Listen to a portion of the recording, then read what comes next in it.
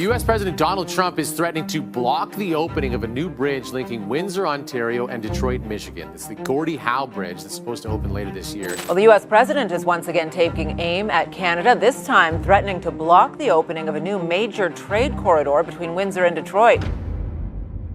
The opening of the nearly $6.5 billion bridge, funded entirely by Canada, is under threat tonight. Donald Trump declaring on social media he will try to block the opening of the Gordie Howe International Bridge. A nearly $6.5 billion bridge, paid for entirely by Canada, was supposed to symbolize cooperation. Instead, it suddenly found itself at the center of a political firestorm. Just months before its long-awaited opening, Donald Trump took to social media with a late-night declaration that sent shockwaves across both sides of the border. He would try to block the launch of the Gordie Howe International Bridge. The structure stretches confidently over the Detroit River, designed to carry roughly 8,000 trucks every single day between Windsor, Ontario, and Detroit, Michigan. It is not a modest local overpass. It is a massive trade artery connecting two of the most tightly integrated economies in the world. For a brief but intense moment, that span of steel and concrete became the front line of a confrontation that reached all the way into the Oval Office. Trump's post claimed the United States was being taken advantage of. By sunrise, Canada's Prime Minister responded with a measured, almost restrained message that contrasted sharply with the late-night escalation. What followed was not just a disagreement about a bridge.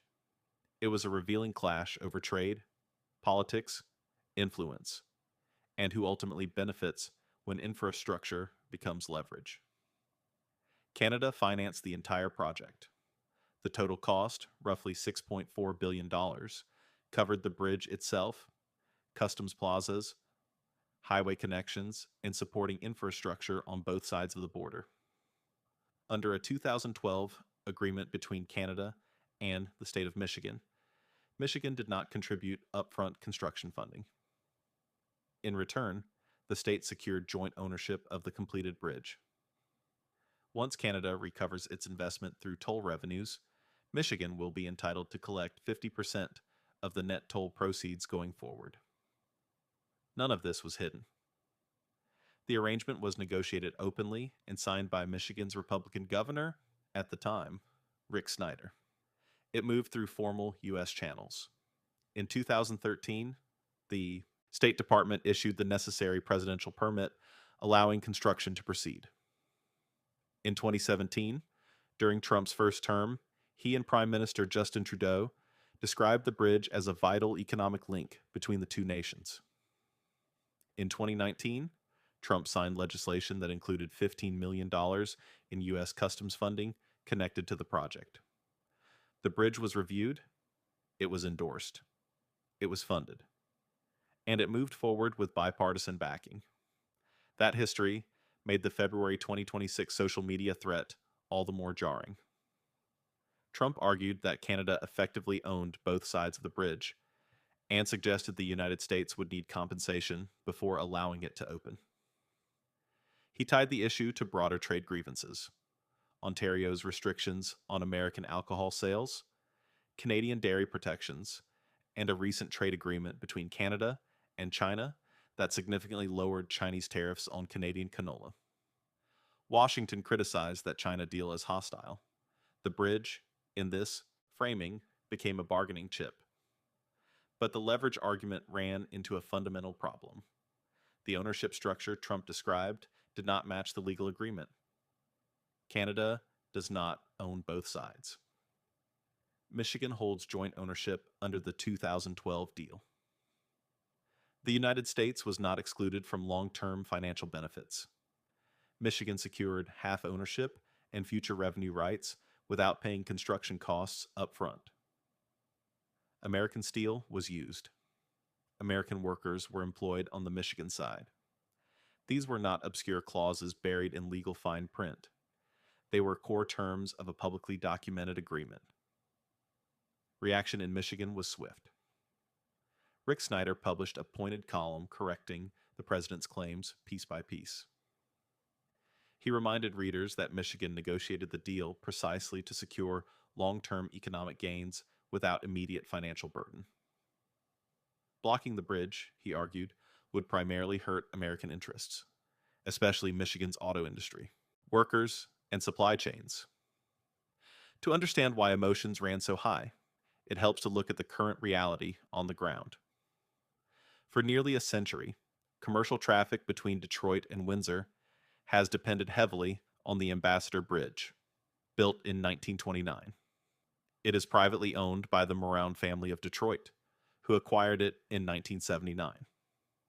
Because the Detroit-Windsor Tunnel does not allow commercial trucks, the Ambassador Bridge has effectively operated as a near monopoly for heavy truck traffic across this crucial corridor. Every 18-wheeler hauling auto parts, agricultural products, and manufactured goods has relied on that single crossing. For decades, toll revenues have exceeded $60 million annually. When plans for a publicly owned second bridge gained momentum, opposition from the private owners intensified. Millions of dollars were spent backing a Michigan ballot initiative that would have required statewide voter approval for new international bridge construction. Voters rejected it. Federal lawsuits claiming exclusive crossing rights were filed and ultimately failed, including an appeal the Supreme Court declined to hear. During Trump's first term, advertisements aired urging him to cancel the project. He did not. Construction continued. Funding advanced. Regulatory approvals remained intact. When the new threat surfaced, the political and economic threads quickly intertwined.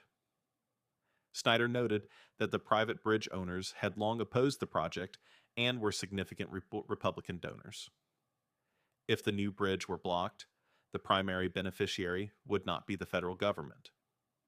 It would be the existing private monopoly. That reality added another layer to the dispute. Michigan's current leadership, Democrats and Republicans alike, expressed concern. Officials warned that canceling or delaying the bridge would disrupt businesses, raise costs for consumers, and undermine supply chains that depend on smooth cross-border flow. The Detroit-Windsor corridor handles roughly a quarter of all merchandise trade between Canada and the United States. The North American auto industry, in particular, relies on parts crossing the border multiple times before a finished vehicle rolls off the assembly line. Delays mean lost productivity. Lost productivity means higher prices. The existing Ambassador Bridge also funnels trucks through Windsor city streets before connecting to highways, forcing commercial vehicles through traffic lights and urban congestion. The new bridge links directly to Ontario Highway 401 and Interstate 75, creating a freeway-to-freeway connection. A study from the University of Windsor estimated that the crossing could reduce commercial transit times by up to 20 minutes per trip. Over 30 years, that efficiency could translate into billions of dollars in savings for trucking companies and the industries they serve. There is also the matter of redundancy. With only one truck-capable crossing, any disruption, whether mechanical failure, protest, or structural issue, can bring heavy commercial traffic to a halt. The tunnel cannot absorb that load. A second crossing strengthens resilience. Blocking it preserves a single point of failure in one of North America's most critical trade corridors. Against that backdrop, Canada's response was notably calm. The Prime Minister placed a direct call to Trump the morning after the post. He laid out 4 straightforward facts. Canada financed the bridge. Ownership is shared with Michigan under the 2012 agreement. Workers in steel from both countries were involved. And Canada looks forward to the opening. Publicly, he emphasized cooperation in economic partnership rather than confrontation. The White House later described it as unacceptable for Canada to fully own the bridge, an assertion already contradicted by Michigan officials and the documented agreement. Meanwhile, the record remained clear. In 2017, the bridge was described as vital. In 2019, funding was signed into law. The structure, its financing, and its economic logic had not changed. What had shifted were trade tensions and broader geopolitical disputes. As construction neared completion, the stakes became tangible. Around 6,000 Canadians cross daily to work in Detroit. Approximately 8,000 trucks are expected to use the new span each day. The bridge is more than infrastructure. It is a physical embodiment of economic interdependence. In the end, construction did not stop. The agreement signed in 2012 remain in force. Michigan's ownership stake remains intact. The financing model remains unchanged. Canada absorbed the upfront cost. Michigan secured joint ownership and future toll revenue without initial expenditure. American workers participated in the build. American businesses stand to benefit from faster, more reliable trade routes.